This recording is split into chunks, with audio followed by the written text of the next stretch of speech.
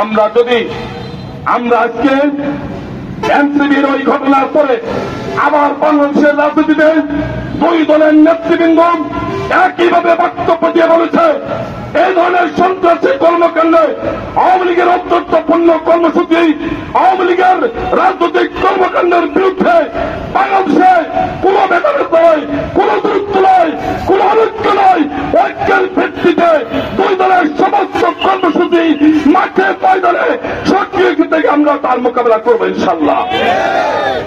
অতএব আমি আমার জামাত ইসলামী ছাত্র শিবির দুই দলের সমস্ত অঙ্গ সংগঠনের নেতৃবৃন্দর কাছে আজকে বলতে চাই, ফেসবুকে আছে আর যা ইচ্ছে তাই লিখে দিব, এটা যেন আর না হয়, এটা যেন আর কখনো না হয়।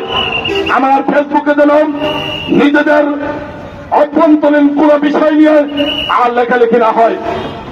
আমরা যারা বিগত সরকারের বিরুদ্ধে আন্দোলন, সংগ্রাম, নির্যাতন, নিপীড়ন সবকিছু ভোগ করে একটি সুন্দর বাংলাদেশ গড়ার স্বপ্ন দেখছি, আমাদেরকে অত্যন্ত সতর্ক থাকতে হবে। আর কেউ যেন এক দল আরেক দলের বিরুদ্ধে লেখালেখি করবে না।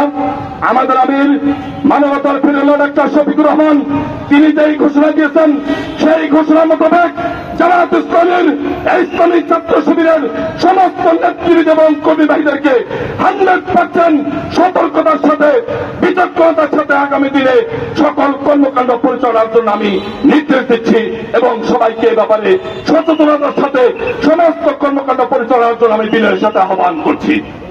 এরপরে যে কথা বলতে চাই, প্রিয় ভাইরা আমার, আমরা ইসলামী ছাত্র শিবির জামাত ইসলামীর বিরুদ্ধে রাজাকার বলুক, আমাদেরকে আশ্বাস করুক, আমাদেরকে বিভিন্নভাবে কথা বলুক, আমরা এগুলোকে নিয়মতান্ত্রিক শুনে শুনে এখন অভ্যস্ত।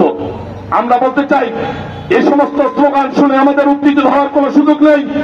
আমাদেরকে মনে রাখতে হবে আগামী দেশ গড়ার ক্ষেত্রে জাতি চায় বৈষম্যহীন, চাঁদাবাজ মুক্ত, দখল মুক্ত, নৈরাজ্য মুক্ত, দখলদারি এবং সন্ত্রাস মুক্ত নেতৃত্বের মাধ্যমে আগামীর বাংলাদেশকে একটি সুন্দর বাংলাদেশ গড়তে জাতি চায়।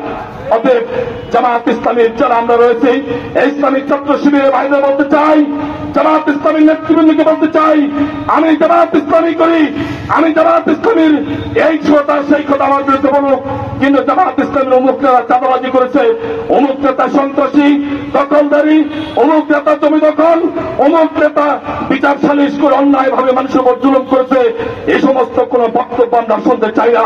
জামাত ইসলামীর বড়াইগ্রামের সমস্ত নেতৃবৃন্দকে এখান থেকে 100% সতর্ক থাকার জন্য আমি বিনয়ের সাথে আহ্বান করছি। আমার সমস্ত নেতৃবৃন্দ এভাবে অত্যন্ত সতর্কতার সাথে ভূমিকা রাখবেন।